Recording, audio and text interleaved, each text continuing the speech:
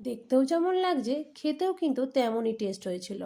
তো এগুলো করতে কিন্তু কোনো পার্বণ লাগে না, আর এসব খেতে দারুণই লাগে, তাই যখন তখনই করে ফেলি ইচ্ছে করলেই।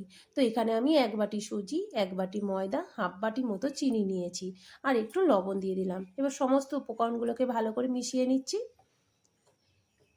এখানে আমি 1 বাটি মতো দুধ আগে দিলাম, দিয়ে ভালো করে মিশ্রণ উপকরণগুলোকে মিশিয়ে নিচ্ছি। আবার 1 বাটি দুধ দিয়ে দিলাম, এই 2 বাটিতেই কিন্তু আমার হয়ে গেছে এটা। এবার ভালো করে এগুলোকে মিশিয়ে নেব, দেখবে যেন দানা না থাকে। একদম ভালো করে মিশিয়ে নিয়েছি। এবার এটা কিছুক্ষণের জন্য ঢেকে রাখবো।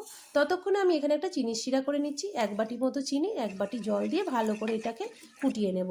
একদম আঠালো হবে না, নর্মাল রাখবে। এবার আমি এখানে গরম করে নিয়েছি তেলটা, এবারে ডাবু হাতা দিয়ে এইভাবে দিয়ে এপিট ওপিট করে ভেজে নিচ্ছি।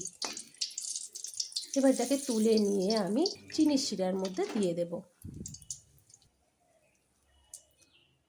চিনির শিরা দিয়ে উপর দিয়ে কিন্তু আমি এইভাবে শিরাগুলোকে দিয়ে দিয়ে আমি এগুলোকে সার্ভ করে দেব। করাটা কিন্তু খুবই সোজা, খেতে কিন্তু ভীষণ ভালো হয়েছিল। তাই বন্ধুরা, দেরি করো না কিন্তু, শীতকাল থাকতে থাকতেই অবশ্যই একবার বাড়িতে করে ফেলো।